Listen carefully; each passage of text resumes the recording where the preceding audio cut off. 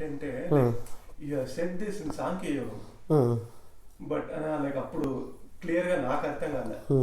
నానా చిత్ర ఘటో what is that? నానా ఛిద్ర, చిత్ర నహి ఛిద్ర. అమ్మాయితో మాట్లాడి హిందీయే వస్తుంది.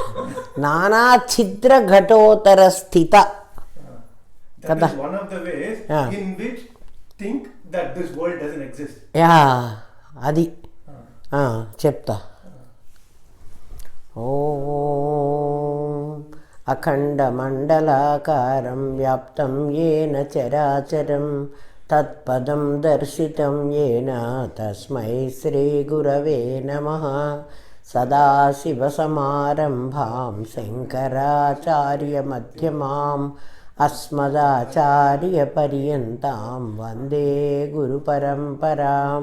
గురుబ్రహ్మా గురుర్విష్ణు గురుదేవో మహేశ్వరః గురు సాక్షాత్ పరబ్రహ్మ తస్మై శ్రీ గురవే నమః. నిత్యానందం పరమసుఖదం కేవలం జ్ఞానమూర్తిం విశ్వాతీతం గగనసదృశం తత్వమస్యాదిలక్ష్యం. ఏకం నిత్యం విమలమచలం సర్వధీ సాక్షిభూతం భావాతీతం త్రిగుణరహితం సద్గురుం తం నమామి. ఓం సహనా భవతు సహనౌ భునక్తు సహ వీర్యం కరవావహై తేజస్వినావధీతమస్తు మా విద్విషావహై. ఓం శాంతి శాంతి శాంతి. నానా ఛిద్ర, ఛిద్ర మీన్స్ కన్నం, హోలు.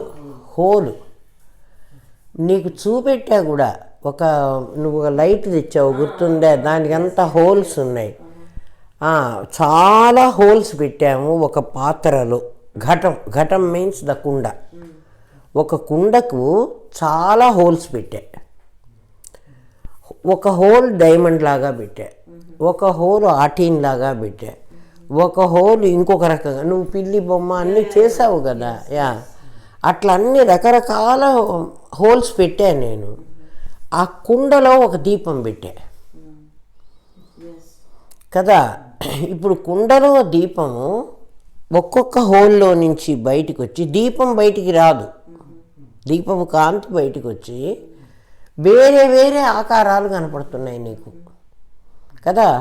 డైమండ్ హోల్ అనే హోల్లో నుంచి వస్తే అక్కడ డైమండ్ ఆకారం పడుతుంది. ఈ దీపం డైమండ్ కాల. ఇప్పుడు అర్థమైందా? సంస్కృతం అర్థం కాకపోతే ఇది కష్టం. నానా ఛిద్రం అంటే హోల్, ఘటోదరం దాని లోపల, దాని ఉదరంలో, దాని పొట్టను. దీపం ఎట్లా ఉందో అట్లా పరమాత్మ ఉన్నాడు. ఆ దీపం పరమాత్మకు. వాడిలో నుంచి వచ్చినటువంటివి వాడు మరి కదలకుండా ఏం కాకుండా ఇన్ని ఆకారాలు ఎట్లొచ్చినాయి అంటే, ఆ ఘటానికి ఛిద్రం పెడితే, హోల్ పెడితే ఆ ఆకారం వస్తుంది. ఆ ఛిద్రం ఎవడు పెట్టాడు, ఇన్ని రకాలుగా ఎందుకు పెట్టాడు, అది కదా క్వశ్చన్. వాడే పెట్టుకున్నాడా, ఇంకెవడన్నా పెట్టాడా? ఇప్పుడు నువ్వు అర్థం చేసుకో. సూర్యుడు ప్రకాశిస్తున్నాడు. ఆ ఛిద్రంలో ఉన్న దాని గుండెలో ఉన్న దీపంలాగా నువ్వు సూర్యుడిని అనుకో కాసేపు కదా. ఆ సూర్యుడి మీద ఈ మన కుండ ఎలాగైతే అడ్డం ఉందో అట్లా ఓజోన్ పొర అడ్డం ఉంది.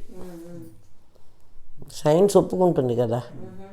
సూర్యప్రకాశం యాజ్ ఇట్ ఈజ్ మన మొహం మీద పడిందనుకో, కాలి చస్తాం అంటే వాడు నవ్వుతాడు కదా. ఆ ఓజోన్ పొర ఎలా అయితే అడ్డం ఉందో దానికి అక్కడక్కడ ఏం చేస్తున్నామంటే, మనం ఇక్కడ ఫ్యాక్టరీ పెట్టి లేకపోతే ఏదో గ్లోబల్ వార్మింగ్ చేసి దానికి హోల్స్ వేస్తున్నాం మనం. ఎవరికి? ఆ ఓజోన్ పొరకి. ఓజోన్ పొరకి ఎంతంత హోలు పడుతూ ఉంటుందో సూర్యకాంతి అందులో నుంచి మనకు వచ్చి అది ప్రమాదకరంగా తయారవుతుంది కదా. ఇప్పుడు ఆ హోలు పడడానికి ఇక్కడ నేను చేసినటువంటి గ్లోబల్ వార్మింగ్ అది మసిలాగా వస్తున్నది కదా. ఇక్కడి నుంచి వెళ్ళే ఫ్యాక్టరీలో నుంచి వెళ్ళే పొగ ఎట్లా వెళుతోంది, మసిలాగా పోతోంది, పోతున్నది. ఆ పోయినది దానికి హోలు పెడుతోంది.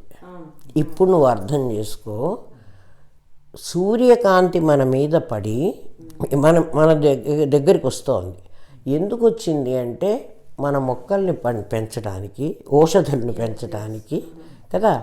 ఆ సూర్యకాంతి చంద్రుడి మీద పడి చంద్రుడి నుంచి వచ్చి ఇవన్నీ పోషక విటమిన్స్ అవన్నీ ఎట్లా వస్తున్నాయి, అందుకే వస్తున్నాయి. పోషక విలువలన్నీ చంద్రుడి దగ్గర నుంచి వస్తాయి, ఔషధులన్నీ. దానికి కావలసిన ఆహారం మాత్రం సూర్యుడి దగ్గర నుంచి వస్తుంది. అన్ని మొక్కలకి, అన్ని చెట్లకే కాదు, మనకు కూడా సూర్యకాంతి లేకపోతే మనకు వింటర్ సీజన్లో నీకు తిన్నదే అరగదు, సమ్మర్లో అరుగుతుంది. ఈ ఆహారం అరిగించాలన్నా వాడి కాంతే కావాలి కదా. ఈ సూర్యకాంతి మంచి చేయటానికే వస్తుంది. ఇక్కడి నుంచి వెళ్ళింది చెడు చేసి వాడు అడ్డం పెట్టుకున్న దాన్ని ముక్కలు చేస్తుంది. అది అర్థమైతే ఈ కాన్సెప్ట్ నీకు అర్థమవుతుంది. కుండలో దీపం పరమాత్మ అనుకుంటే ఆ కుండ ఉంది కదా, ఆ కుండ పరమాత్మ పెట్టుకుని దాంట్లో నుంచి కాంతిని ప్రసరింపజేద్దామనే అనుకున్నాడు. ఆ కాంతి అన్ని చోట్ల మొత్తం మీద పడుతుంది. ఎవరి మీద పడుతుందంటే వాడి మీదే పడుతోంది. వాడి కాంతి ఎక్కడో పడడానికి వీల్లేదు. పరమాత్మ నేను నా ప్రకృతే ఉన్నామన్నారు, ఇంకెవ్వరు మూడో వాడు ఎవ్వరు లేడు, మీరు నమ్మవాకండి అన్నాడు. ఉన్నది నేను, నా ప్రకృతి. నా ప్రకృతి ఎక్కడి నుంచి వచ్చింది, నాలో నుంచే వచ్చింది.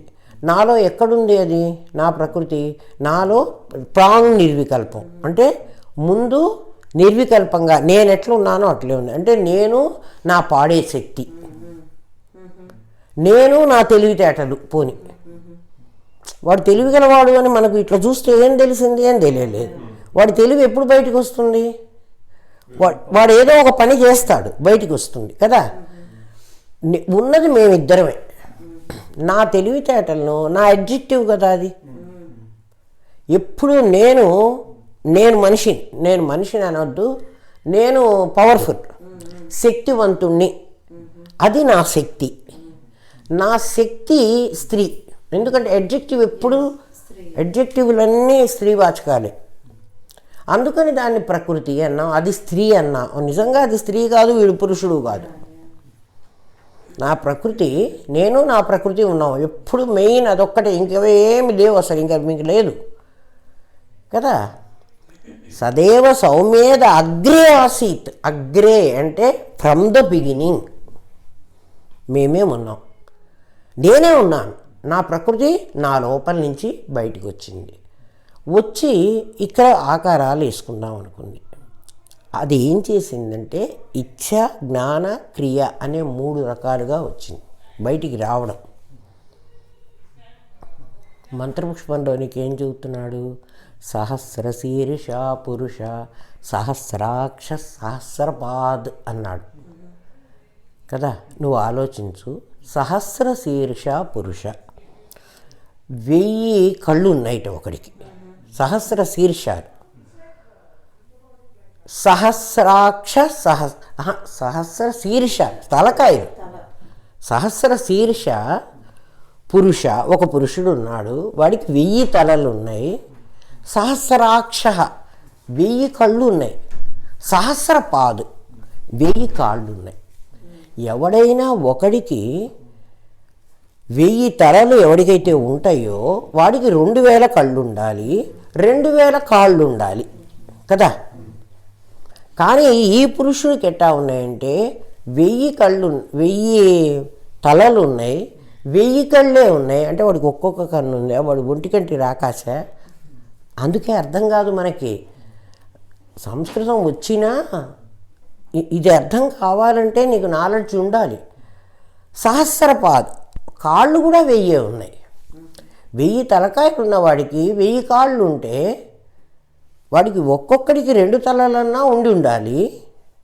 లేకపోతే కుంటికాలువాడు, గుడ్డి కన్నువాడు ఉండాలి. వాడు అంటే భగవంతుడు అంటే వాడు గుడ్డివాడు, కుంటివాడు ఉండాలి.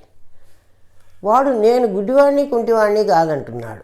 అసలు గుడ్డి కుంటి ఎందుకన్నాడంటే శంకర భగవత్పాదులు ఒక కథ చెప్తారు, ఇది అర్థం కావడానికి మనకి. అట్లా మాటలే చెబుతారు వాళ్ళు. దగ్ధ అశ్వరథ న్యాయం అర్థం చేసుకోమంటాడు. అయపిండం అని చెప్పలే ఇదివరకు.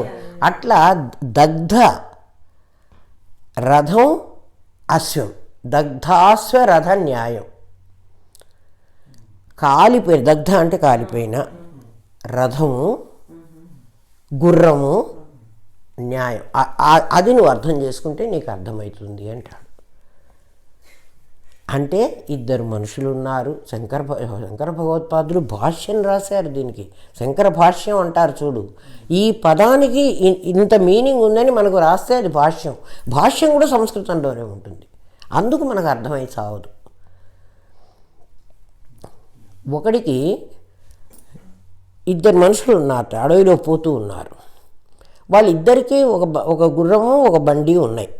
వీడికి ఒక గుర్రమో బండో ఎద్దు బండో ఏదో, అశ్వం అన్నాడు కాబట్టి గుర్రమే అనుకోవాలి మనం. ఒక గుర్రం ఒక బండి ఉన్నాయి, వీడికి కూడా ఒక గుర్రం ఒక బండి ఉన్నాయి. ఆ ఇద్దరు ఆ చెట్టు కింద దిగి ఒక చెట్టు కింద ఏదో తెచ్చుకున్నది తిందామని కూర్చున్నారు. 2 బండ్లు అక్కడ ఉన్నాయి, వెహికల్స్ వాళ్ళవి. వీడు తింటూ ఉన్నారు. తిని లేచేటప్పటికి ఒక పిడుగు పడింది. వర్షం వచ్చి పిడుగు పడిందంటే ఏమనాలి?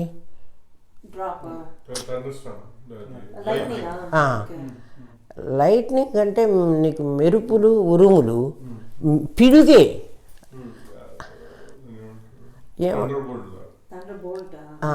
ఒకటి పడి పిడుగు. అందుకే తెలుగులోనే చెప్పగలను, వేరే లాంగ్వేజ్లో చెప్పడం కష్టం. అర్థమయ్యేటి ఎటగో చెబుతా. అది కాలిపోతుంది హేమ. అది పడితే, దేని మీద పడితే అది కాలిపోతుంది. మరి మీ లాంగ్వేజ్లో ఏమంటారు? అర్థమైంది కానీ ఏదో అంటారు మీ భాషలో, చెప్పు. వర్షం వస్తే ఒక మేఘానికి ఇంకొక మేఘం కొట్టుకుంటే మెరుపు వస్తుంది, లైట్నింగ్ వస్తుంది, సౌండ్ వస్తుంది. ఆ తర్వాత అందులోంచి మనం 2 రాపిడి వల్ల ఒక నిప్పు డ్రాప్ అవుతుంది. ఆ డ్రాప్ అయి నేల మీదకి వస్తుంది.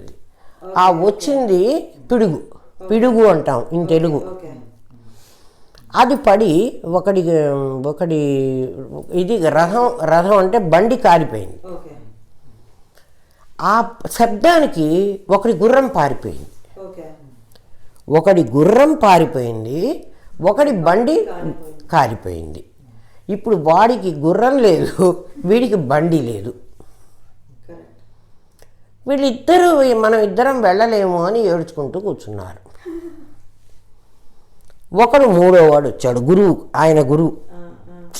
ఆ 3వ వాడు గురువు గారు అన్నమాట. వచ్చాడు. ఎందుకు రా ఏడుస్తున్నారు అంటే, మరి ఏం చేస్తాం, మేము ఇట్లా ఆగిపోయినాము, తిని పెట్టండి. ఎందుకు రా ఆగిపోవాలి? వాడికి గుర్రం ఉంది, నీకు రథం ఉంది. వాడి గుర్రాన్ని ఈ రథానికి కట్టేస్తే మీ ఇద్దరు అందులో బండిలో కూర్చుంటే మీరు వెళ్ళగలరు కదా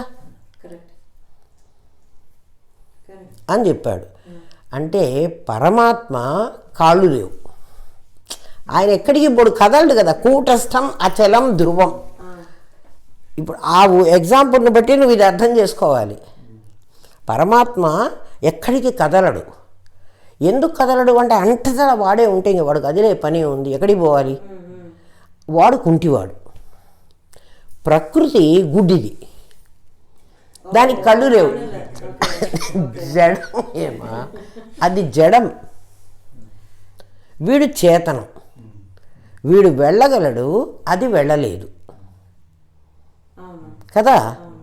నా ప్రకృతి అంటే నా శక్తి స్త్రీ. అందుకని ఏం చేశాడంటే ఒక కాళ్ళు లేనివాడు ఒక కళ్ళు లేనిది ఇద్దరు ఉంటారు అనుకో, బిచ్చగాళ్ళు అడుక్కోడానికి పోతారు. ఈ కళ్ళున్నవాడు కాళ్ళు లేని వాడిని భుజాల మీద ఎక్కించుకుంటాడు కదా. వీడు నడిచి తీసుకుపోతాడు, వాడి కళ్ళు లేవు, వీడికి కాళ్ళు లేవు. ఒకటి భుజం మీద ఒకటి ఎక్కితే ఇద్దరు నడిచిపోవచ్చు. అదే దగ్ధాస్వ రథ న్యాయం అంటే అది.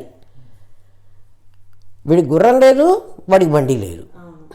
ఇప్పుడు పరమాత్మ వాడు చైతన్యవంతుడు, వాడు కుంటివాడు, వాడు ఎక్కడికి వెళ్ళాడు. ఎందుకంటే కూటస్థం అచలం ధ్రువం వాడి పేరు. కూటస్థం అంటే ఏమిటి? కూర్చున్న చోటు నుంచి కదలడు. అచలం చెలించడు, ధ్రువం అట్టగే ఉంటాడు. కూటస్థం అచలం ధ్రువం పరమాత్మ పేరేమిటి? భగవద్గీత. భగవద్గీత ఊరికే చదవకూడదు బాలాజీ, ఇట్లా చదివితేనే అర్థమవుతుంది కదా. ప్రకృతి ఎక్కడంటే అక్కడికి పోతూ ఉంటుంది, కానీ అది జడం, అది సొంతంగా ఏం చేయలేదు. అందుకని ఎక్కడికి పోయినా ఈ పరమాత్మని వెంట పెట్టుకొని పోవాలి. అది ఏం చేసిందంటే ఇప్పుడు రమేష్కు చాలా తెలివి ఉందనుకో, వాడికి లోపల తెలివి ఏమంటుందంటే నీ తెలివిని బయట ప్రదర్శించు, లోపల పెట్టుకొని ముద్దులాగా కూర్చోవాకు అని అది లోపల ప్రేరణ చేస్తూ ఉంటుంది ప్రతివాడికి. నువ్వు దాన్ని ఎక్కడ చూడొచ్చు అంటే చిన్నపిల్లల్లో చూడొచ్చు. చిన్నపిల్లల్లో భలే ఎనర్జీ ఉంటుంది. హైపర్ అయిపోయినాడు అంటాం చూడు, ఏదో స్వీట్ తిన్నాడు, స్వీట్ తింటే కాదు, వాళ్ళు సహజంగా హైపర్, అంత శక్తి ఉంటుంది. అదంతా మరి పోయి నాలాగా ముసిలేని వాడు ఇట్లా ఉంటాడు. వాడు కూర్చోడు, వాడు ఎట్లొట్ల పడి ఎగబడి వాడి తెలివితేటల్ని వాడు బయట పెట్టుకోవాలని చూస్తూ ఉంటాడు. ప్రకృతికి లక్షణం అది. ఇప్పుడు తెలివి ఎప్పుడు చూడు, తెలివి స్త్రీ అంటే ఎగ్జిక్టివ్ కదా. అది తెలివే కాదు, నీ బుద్ధి, నీ గుణం ఏదైనా కదా, నీ సౌందర్యం, అవన్నీ ఏమిటి? అవన్నీ స్త్రీవాచకాలే. ఎందుకు ఆడవాళ్ళు బయటికి పోవాలంటే ఇట్లంతా మేకప్లు అన్నీ చేసుకొని ఎందుకు పోతారు? షో, ఎవరికో ఒకరికి షో. నువ్వన్నీ ఎందుకు ఇంత రంగురంగుల బట్టలు వేసుకుని వాళ్ళన్నీ పెట్టుకుని ఎందుకు, ఎవరి కోసం పెట్టుకుంటావు? షో ఆఫే కదా. అంటే అది లోపల నుంచి ఏమంటుంటుందంటే అజ్ఞాని దాన్ని కనుక్కోలేడు, జ్ఞాని కనుక్కుంటాడు. ఇది బయట పెట్టు. నీకు చాలా డబ్బులు ఉన్నాయి, నీ డబ్బులన్నీ బయట పెట్టాలంటే నువ్వు కాస్ట్లీ బట్టలు కొనుక్కో. ఈ బట్టలు కొనుక్కోవాకు. నీ లోపల నుంచి ఎవరు చెప్తున్నా? నేను చెప్తానా? నీ లోపల నుంచి ఎవడో మాట్లాడతాడు, గమనించు. వాడు మాట్లాడేది నువ్వు చూస్తే నువ్వు పెట్టుకున్న గణం ఎటువంటిదో నీకు తెలుస్తుంది. నువ్వు పనికి మాలిన వాళ్ళందరినీ పనికి పెట్టుకున్నావు కదా. దానివల్ల నువ్వు ఇలా ఉన్నావు. ఈ ప్రకృతి విజృంభించాలని దానికి కోరిక, కానీ దానికి సహజంగా శక్తి లేదు. అందుకని ఈ పరమాత్మని వెంట పెట్టుకుని కామేశ్వర ముఖ ఆలోక, ఈ కామేశ్వరుణ్ణి చూస్తూ పిల్లలు కూడా ఎట్లా చేస్తారంటే, అక్కడ అమ్మ కూర్చొని ఉంటుంది, అమ్మ చూస్తుందేమో, వాడికి చూడాలి అని ఉంది, అమ్మ చూడకుండా ఉండాలి అని, రెండు ఉంటాయి వాడికి. మళ్ళీ అమ్మ చూస్తోందేమో అని ఎట్ట తొంగి చూస్తూ ఉంటాడు, మళ్ళీ ఇక్కడ పోతూ ఉంటాడు. ఇక్కడ ఏదో వెధవ పని, మనకు అది వెధవ పని ఉంటుంది, కానీ వాడికి అది మంచి పని చేసేస్తాడు. ఇక్కడ చూస్తూ ఉంటాడు, అక్కడ చేస్తూ ఉంటాడు. కామేశ్వర ముఖ ఆలోక కల్పిత శ్రీ గణేశ్వర. ఆమె ఏం చేసిందంటే, ఆ ప్రకృతి ఏం చేసిందంటే, కామేశ్వరుణ్ణి చూస్తూ, అంటే వాడి దృష్టిలో నుంచి దూరం పోకుండా, వాడు లేకపోతే ఈమెకి శక్తి లేదు కదా. అందుకే మనకి గణపతి బొమ్మ తయారు చేసేటప్పుడు పార్వతి ఏం చేసిందిట, ఆమె ఒంటి మీద నలుగు పెట్టుకుంది, ఆ నలుగు పిండంతా తీసింది, దాంతో ఒక బొమ్మ చేసింది. ఎంత నలుగు పిండితో చేసినా కథ అట్లుంటుంది బాలాజీ, దాన్ని డీకోడ్ చేసుకోవాలి మనం. ఆ బొమ్మకి ప్రాణం తనే పోసింది అన్నారు కదా. ఇప్పుడు శివుడు వచ్చాడు, ఆ కంఠం నరికేశాడు. ఏం శివుడు కంఠం నరికేస్తే మళ్ళీ ఈమె ప్రాణం పోసుకోలేదు కదా. ఒకసారి నువ్వు పోసావు కదా హేమ, మరి ఎవ్వరూ మనం అడగాం ఆ ప్రశ్న. పార్వతీదేవి బొమ్మను చేసిందిట, గణపతిని తయారు చేసింది, వాకిట్లో కాపలు పెట్టింది. ఎక్కడ వాకిట్లో కాపలు పెట్టిందంటే నీ మూలాధారంలో కాపలు పెట్టింది, కావల కదా. అక్కడి నుంచి కదా గణపతి. అందుకే ప్రతి ఏ పూజన్నా చేసినా ముందు గణపతి పూజ ఎందుకు చేయాలి? మన వేని బ్లాక్ చేస్తున్నాడు వాడు కదా. కామేశ్వర ముఖ ఆలోక, కామేశ్వరుణ్ణి చూస్తూ, కామేశ్వరుడు ఎవరు? నువ్వే ఆత్మస్వరూపం, పరమాత్మ వాడే కదా. ఈశ్వర అంటే శివుడని కాదు, ఈశ్వర అంటే ప్రభువు అని, అంటే అన్నిటికీ అధిపతి. ఆయన్ని చూస్తూ వీణ్ణి కల్పించింది ఈ గణపతిని. దేంతో కల్పించింది? ఆమెకి 8 ప్రకృతులు ఉన్నాయి ఆమె చేతిలో. పృథ్వీ, ఆపస్సు, తేజస్సు, వాయువు, ఆకాశం, అవ్యక్తం, మహత్తత్వం, అహంకారం. 8. 3 సూక్ష్మ ప్రకృతులు, 5 స్థూల ప్రకృతులు కదా. ఈ 8తో ఈ బొమ్మను తయారు చేసింది. ఇవి గణపతులు మనకి కదా. మన శరీరాన్ని తయారైంది. అక్కడ మళ్ళీ పరమాత్మే ఉన్నాడు, లోపల ఉన్నాడని చెబుతున్నాడు కదా. ఒక పరమాత్మ, 24 వీళ్ళందరూ. ఈ 24లో జ్ఞానేంద్రియ పంచకం, కర్మేంద్రియ పంచకం, శబ్దస్పర్శ రూపరసగంధాలు, పంచ తన్మాత్రలు, మనోబుద్ధి అహంకార చిత్తాలు, ఇవన్నీ 24 దీన్ని తయారు చేశాడు. ఇప్పుడు నీకు డ్యూటీ ఏం పెట్టిందంటే విఘ్నయంత్ర ప్రహర్షిత, ఈ విఘ్నయంత్రాన్ని ఛేదించరా.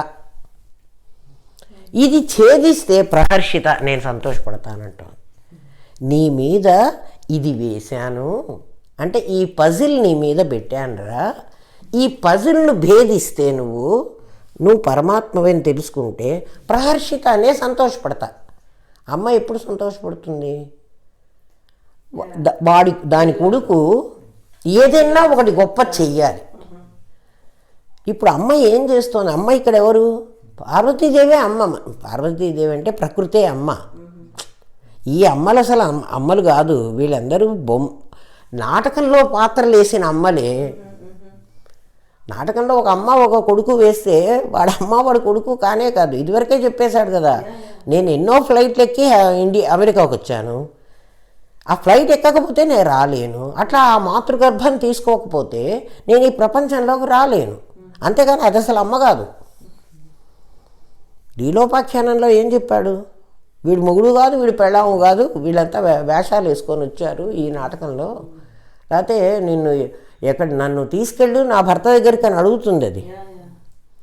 గురువుగారు అంటారు, ఇట్లా పాఠాలు చెప్పి మాకు ఎక్కడన్నా ఎవరన్నా చచ్చిపోతే వాళ్ళ ఇంటికి వెళ్ళి అమ్మ ఒకసారి చూసి రండి అంటారు. వాళ్ళు ఎవరో మనకు తెలియదు. ఇప్పుడు అరంగేట్రానికి బొమ్మంటే వాళ్ళు ఎవరో తెలియకపోతే ఇక్కడ భోజనానికి పోయినాం అనుకుంటా, అన్నీ వద్దనుకున్నా నేను. అట్లా వెళ్ళమనేవాళ్ళు. వెళితే వాళ్ళందరూ ఏడుస్తుండేవాళ్ళు. మా గురువుగారు చెప్పిన పాఠాలు తెలుస్తాయి కదా, మాకేమో ఎందుకురా వీళ్ళు ఏడుస్తున్నారు అనిపించే హేమ. ఎందుకు అంటే వాళ్ళు నిజంగా వీడే తనకు భర్త అనుకుంటోంది ఆమె, ఇది తన భార్య అనుకుంటున్నాడు వాడు.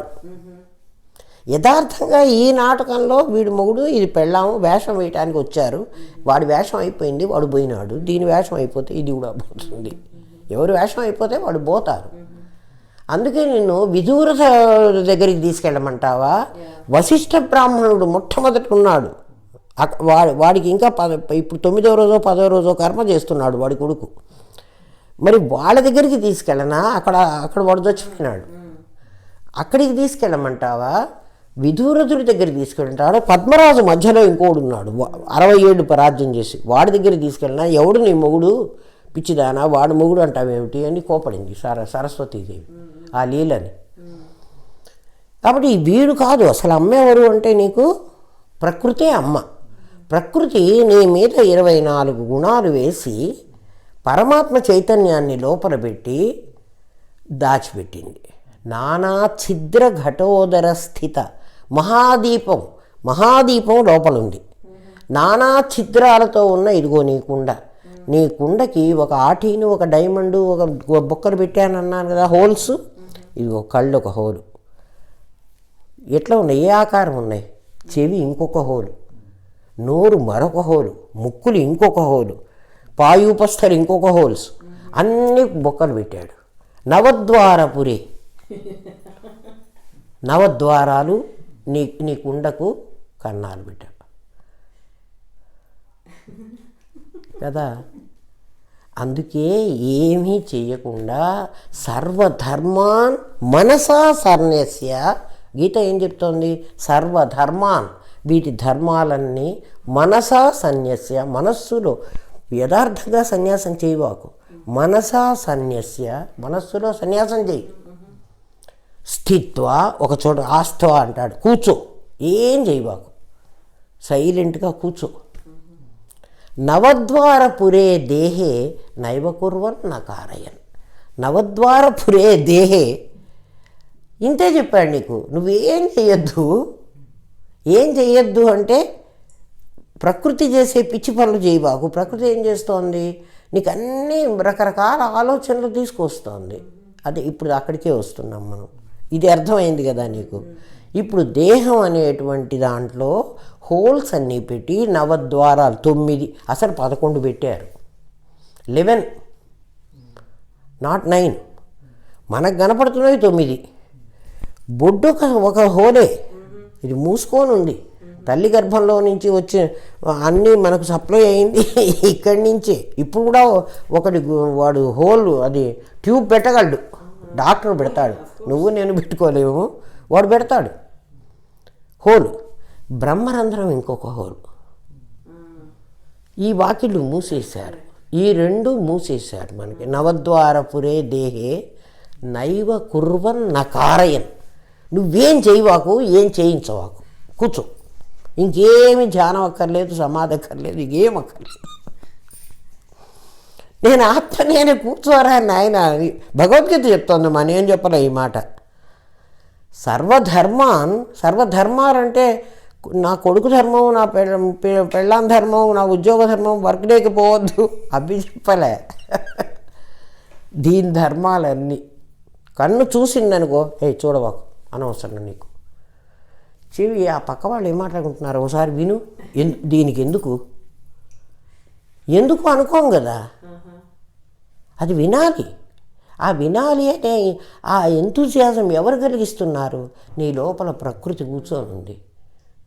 ఆ అమ్మ అదే మనని చెడ్డదారికి పట్టించింది. పరమాత్మను తెలుసుకోనియకుండా అవిద్య. మనం ఎట్లాగైతే ఓజోన్ పొర నాశనం చేయటానికి అన్నీ పంపించామో, ఇది మనలో కూర్చుని ఈ ప్రకృతే క్రియమాణాని గుణై కర్మాణి సర్వసహ. ఆలోచించు. భగవద్గీత చాలా బాగా చెప్పాను. అందుకని భగవద్గీతను మించి అసలు ఏ గ్రంథమో లేదు హేమా. భగవద్గీత అర్థం కావాలంటే నీకు ఇన్ని ఉపనిషత్తులు అర్థమైతే తప్ప అది అర్థం కాదు. అది డైమండ్ కూడా కాదు, ఇంకా ఏదైనా ప్రెషస్ స్టోన్ ఉంటే ఆ భగవద్గీతలో ప్రతి వర్డు అట్లాడితే. ప్రకృతే క్రియమాణాని గుణై కర్మాణి సర్వసహ నీలో నాలో కాదు, అంతటా కూడా అదే చేస్తోంది. అహంకార విమూఢాత్మ కర్తాహం, నేను కర్తని అనుకుంటున్నాడు. అహంకారంతో విమూఢుడైనటువంటి వాడు అహం కర్త అనుకుంటాడు. అహం కర్త నువ్వు ఎప్పుడైతే అన్నావో అహం భోక్త డెఫినెట్గా నువ్వు అనుభవించాలి. ఎందుకంటే నేను చేశాను అని నువ్వు చెప్తుంటే నీకు శిక్ష పడకుండా ఎట్లా మమ్మల్ని ఊరుకోమంటావు? అహంకార విమూఢాత్మ, నువ్వే అహంకారం చేస్తున్నావు కదా. అహంకారంతో విమూఢుడు అయిపోయినావు. నీ జ్ఞానం పోయింది. నువ్వు పరమాత్మ అనే సంగతి నువ్వు తెలుసుకోకుండా నీ లోపలే ఉంటే కూడా నిన్ను తెలుసుకోనియకుండా చేసింది ఎవరు? నీ ప్రకృతి. తత్వవిత్తు పరమాత్మ తెలిసిన వాడు ఎలా ఉంటాడు? గుణ కర్మ విభాగశో, గుణాలు పనిచేసుకుంటున్నాయి. గుణాహ గుణేషు వర్తంతే ఇతి మత్వాన సజ్జతే. దాంట్లో ఇన్వాల్వ్ అవ్వకుండా వాడు కూర్చుంటాడు. 2 కర్మయోగంలో పక్కనే ఉన్నాయి. మనం చెప్పుకున్నాం, నీకు గుర్తుందో లేదో కదా. ఇవాళ ఒక పిల్లవాడు అన్నప్రాసన అని ఈస్ట్ కోస్ట్లో ఉంటే పొద్దున నాకు 7కే, వాళ్ళకి 10:30 అయింది కదా, వాళ్ళు ఫోన్ చేశారు, అమ్మమ్మ ఉండని భగవద్గీతే కదా, గీత 2 శ్లోకాలు అహం వైశ్వానరో భూత్వా బ్రహ్మార్పణం బ్రహ్మహవిః, అవి 2 చెప్తానరా పలకండి అంటే పలకడం రాదుట. అందుకు నేనే చెప్పేసి అంటే భగవద్గీత ఎట్లా తయారైందో చూడు. ఆ క్రిస్టియన్ వాడు ఒకరోజు ప్రతి ఆదివారం ఖచ్చితంగా బైబిల్ చేతిలో ఉన్నా పట్టుకుని అదేదో పోయేస్తాడు చర్చికి. హిందువులకి ఏమి రోగం వచ్చిందో యథార్థం తెలుసుకోకపోయినారు. దాని మీద ఇంట్రెస్ట్ కూడా ఉండదమ్మా.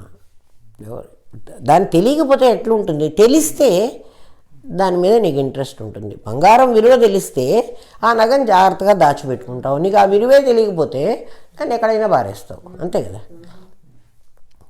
ప్రకృతే క్రియమాణాన్ని, ప్రకృతి చేస్తోంది ఈ పనులన్నీ, అది చేస్తోంది నీ లోపల కూర్చొని చేస్తూ ఉంటే. నవద్వారపురే, నీకు కన్నారు పెట్టారు నానా ఛిద్ర ఘటోదరం. ఇప్పుడు ఘటన నీ శరీరం, కుండ నీ శరీరం. నీ కుండ తయారు చేసింది ఎవరు? నీ కుండ ఎట్లా తయారైంది? మీ అమ్మ కడుపులోకి ఇంకెవరన్నా ఓ ఇంజనీర్ లోపలికి ప్రవేశించి బొమ్మ తయారు చేశాడా? మరి ఎవరు చేశారు? ప్రకృతే చేసింది, మనం ఏం చేయలే. ప్రకృతి ఎక్కడి నుంచి తీసుకుంది? అమ్మ దగ్గర నుంచి పృథ్వీతత్వం తీసుకుంది, అమ్మ దగ్గర నుంచి జలతత్వం తీసుకుంది కదా. ఒక్కొక్కటి చూడు వరుసన అన్నీ లాక్కుంది. ఆ లోపల ఆ ఎంబ్రియో ఇంత చిన్నగా ఉండి తల్లి వద్దన్నా, ఇప్పుడు రెగ్యులర్గా ప్రెగ్నెన్సీ వచ్చిన వాళ్ళైతే తల్లి ఇష్టంగానే ఇస్తోంది. అక్కర్లేదు, అన్వాంటెడ్ చైల్డ్ ఏదన్నా కడుపులో ఉందనుకో, ఇప్పుడు ఆ బిడ్డకు ఆ తల్లి ఇవ్వద్దు అనుకుంటే కూడా తీసుకుంటా ఉంది కదా. ప్రకృతే ఈ మాట చెప్పకూడదులే కానీ ప్రకృతే క్రియమాణాన్ని, అది ప్రకృతి ధర్మం. ఆ భూతాలతోనే తయారైంది. ఈ శరీరం దేంతో తయారైందమ్మా? మన అమ్మ కడుపులోకి ఇంకే మెటీరియల్ ఎవడు తీసుకొచ్చి చెయ్యలేదు. అమ్మ కడుపులోకి ఎవడు ప్రవేశించలే. పోనీ అమ్మైనా చేసిందా? అది కూడా ఏం చేయలే. ఈ బొమ్మ అయితే తయారైంది. ఎట్లా తయారైంది అంటే అన్ని బొమ్మలు ఒకలాగే. ఒక కుమ్మరివాడు కుండలు తయారు చేస్తే వాడు అన్ని రకరకాల కుండలు చేసి పెట్టాడు. ఒక కుండలాగా ఇంకో కుండ రాదు. సేమ్ మట్టి, సేమ్ కుమ్మరివాడు చేస్తాడు. ఒక కుండలాగా ఒకటి కుండ రాదు. ఒకటి పెద్ద బాణ, ఒకటి కూజ, ఒకటి చట్టి, ఒకటి మూకుడు, ఒకటి ముంత, ఎన్ని రకాలు వస్తున్నాయి. ఇదిగో ఇన్ని రకాలు జరాయుజ, స్వేదజ, అండజ, ఉద్భిజ్యాలు కావలసినన్ని ప్రకృతి తయారు చేసింది. అయితే పరమాత్మ అందులో ఉన్నాడు. ప్రతి ఒక్కడిలో పరమాత్మ ఉన్నాడు. ఈ ప్రకృతి ఎలా చేసింది? ఇప్పుడు మనకు అది కదా సమస్య. సహస్ర శీర్ష పురుష సహస్రాక్ష సహస్రపాత్ కదా. పురుష సూక్తం అదే చెప్పింది, మన మంత్రపుష్పం అదే చెప్తోంది. 1000 తలకాయలు ఉన్నవాడికి 2000 కళ్ళు ఉన్నాయని చెప్పాలి. 1000 కళ్ళు ఉన్నాయి అన్నాడు, 1000 కాళ్ళు ఉన్నాయి అన్నాడు. శరీరంలో ఇన్ని అవయవాలుంటే ఎందుకు కళ్ళు, కాళ్ళు, తల 3 ఎందుకు చెప్పాడు? పోనీ జ్ఞానేంద్రియాలు చెప్పాడా అంటే చెవి కూడా జ్ఞానేంద్రియమే కదా, చెప్పాలి కదా. ఎందుకు 3 చెప్పాడు? మనం ఎప్పుడన్నా ఆలోచించామా? అబ్బే అసలు ఆలోచించే టైం లేదు. అమ్మవారిని నీకు ఏమని చెప్పాడు? పరమాత్మ అస్థి భాతి ప్రియం అన్నాడు. నామరూపే అస్థి 5 అన్నాడు కదా. అస్థి భాతి ప్రియం నామం రూపం, ఈ 5 పంచకం. ఈ 5లో ఈ 3 కూటస్థం పరమాత్మ యొక్క లక్షణాలు. ఈ 2 పరమాత్మ లక్షణాలు కావు, ఇవి ప్రకృతి లక్షణాలు. నామరూపం, నామరూపాల తర్వాత క్రియ వస్తుంది కదా. నామరూప క్రియలు మారుతూ ఉంటాయి, అస్థిభాతి ప్రియం మారదు. కాబట్టి ఇది ఒక పరమాత్మ లక్షణం. ఇది అంటే ఇదేమో కుంటివాడు, ఇదేమో గుడ్డిది, అట్లా గుర్తుపెట్టుకోవడం కోసం మనం వీళ్ళిద్దరు కలిసి వచ్చారు. ఇప్పుడు మన దగ్గర 2 ఉన్నారు. లేకపోతే నువ్వు నడవలేవు, నువ్వు ఆలోచించలేవు, నువ్వు తినలేవు, నువ్వు తాగలేవు, నువ్వేం చేయలేవు. అంటే నీ దగ్గర ప్రకృతి ఉంది, పరమాత్మ ఉన్నాడు. వీళ్ళిద్దరూ ఉన్నారా లేదా అని ఇప్పుడు ముందు టెస్ట్ చేసుకో. ఏదైతే నీకు తెలుస్తున్నదో, నేను తెలుసుకుంటున్నాను అంటున్నావు కదా, నాకు కనపడుతున్నది అంటున్నావు కదా, ఇంద్రియాలతో కానీ మనస్సుతో కానీ, మనస్సు కూడా షష్ఠాని ఇంద్రియాణి కదా, తెలుస్తున్నదో ఆ తెలియబడేదంతా ప్రకృతి, తెలుసుకునేదంతా పరమాత్మ. నీ దగ్గర ఉన్నారు వాళ్ళిద్దరు. తెలుసుకునేవాడు ఒక్కడే ఉంటాడు. ఆ తెలుసుకునేవాడు మైకును తెలుసుకుంటాడు, ఫోన్ను తెలుసుకుంటాడు, మందిరాన్ని తెలుసుకుంటాడు, అందులో విగ్రహాన్ని తెలుసుకుంటాడు. చూడు ఎన్ని తెలుసుకుంటున్నాడు అంటే ఏమిటి? వాడు ఎన్నిటినైనా తెలుసుకోగలడు. తెలుసుకోబడేటువంటి వస్తువులు అనేకం, తెలుసుకునేవాడు ఒకడు నీ దగ్గర ఉన్నాడు. తెలుసుకునేవాడు నాకు ఎందుకు కనిపించడు అని నువ్వు అడుగుతున్నావు. నాకు తెలుసుకోబడే వస్తువులు కనపడుతున్నాయి, తెలుసుకునేవాడు కూడా నాకు కనపడాలి కదా. తెలుసుకునేవాడు ఒకవేళ నీకు కనపడితే వాడు ఏమైపోతాడు? తెలియబడేవాడైపోతాడు కదా. వాడిని తెలుసుకుంటే వాడు ఇంకోడు ఉండాలి. దాన్ని అనవస్థా దోషం అంటారు. అనవస్థా దోషం అంటే ఎంతవరకు వెళ్ళినా ఇంకా దానికి ఎండ్ ఉండదు కదా. ఒక తెలుసుకునేవాడు ఉన్నాడు అని నువ్వు కనుక్కున్నావు, వాడే అన్నిటినీ తెలుసుకుంటున్నాడు అని కూడా కనుక్కున్నావు. తెలుసుకోబడేవి అనేకం, తెలుసుకునేవాడు ఒకడు నీ దగ్గర ఉన్నాడు. వాడు వేరే ధ్యానం చేసి ఏదో సమాధి తెచ్చుకోకర్లేమ్మా, వాడిని కనుక్కోమంటున్నా. వాడు ఉన్నాడా లేడా అని కనుక్కో నీ దగ్గర. వాడు పరమాత్మ అని చెబుతున్నా. అంటే ఇప్పుడు అయితే వాడు పరమాత్మ కాదు, వాడు జ్ఞానమే. ఇంకా ప్రజ్ఞానానికి ఇంకొక లెవెల్కి వెళితే కానీ వాడు తెలియడు. ఇప్పటి వరకు వాడే పరమాత్మ అని చెప్పుకోవాలి మనం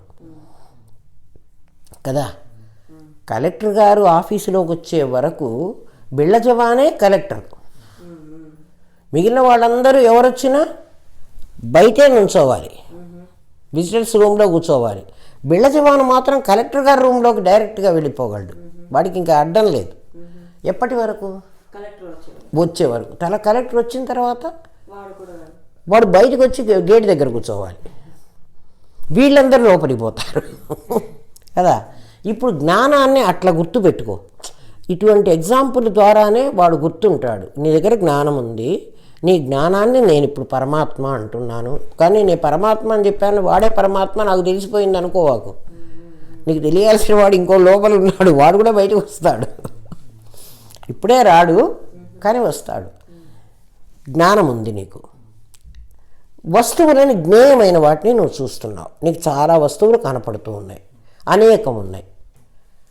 అనేకం ప్రపంచంలో 75%లో చూస్తున్నావు. ఇప్పుడు 25%లోకి రా, నీ 24లోకి రా.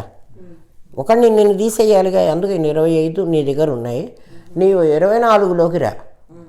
నీ 24 నువ్వు చూడగలవు. చూడు, నీ శరీరంలో ఏ పార్ట్ అయినా యూ కెన్ సీ. నీ చేత చూడబడుతోంది అంటే అది ప్రకృతే, అది పరమాత్మ. ప్రకృతి కాబట్టి దానికి జ్ఞేయం అని పేరు పెట్టాం. ఎందుకంటే అది తెలియబడుతోంది, అది తెలుసుకోలేదు. నీకు కడుపు నొప్పి వచ్చింది, నీకు తలనొప్పి వచ్చింది, నొప్పి అనేది ఒకటి వచ్చింది. నీ మామూలు రెగ్యులర్గా నువ్వు ఉండేవి కాకుండా నీకు ఎక్స్ట్రా వచ్చింది. ఈ ఎక్స్ట్రా వచ్చిన దాన్ని నీకు కాలు చెప్పటంలే,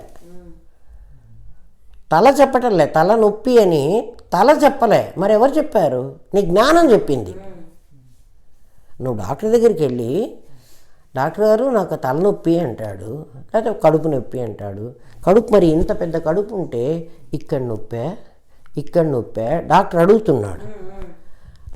ఇక్కడ మొత్తంగానే ఇక్కడ నొప్పి అంటున్నావే, అంటున్నది ఎవరు? నీ జ్ఞానం. నీ జ్ఞానం ఇప్పుడు అక్కడికి వెళ్ళింది, అక్కడ ఉంది.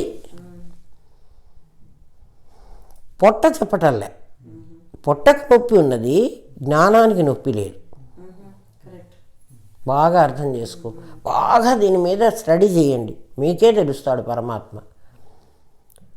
కాబట్టి జ్ఞానం ఒకటి, జ్ఞేయం అనేకం. ఆ జ్ఞానం పురుషుడు, వాడే పరమాత్మ. జ్ఞేయమైందంతా ప్రకృతి. నీకు కనపడుతున్నది ప్రకృతికి. మన ఫిలాసఫీ మెటాఫిజిక్స్ అనుకో ఇది. దీని ప్రకారం ఏం పేరు పెట్టాము? నామం రూపం క్రియ, అంతే కదా. అస్థి భాతి ప్రియం వాడు కూటస్థం అచలం ధ్రువం, వాడు కదలడు, ఇది కదులుతుంది. ఇప్పుడు నీ జ్ఞానం కదలదు,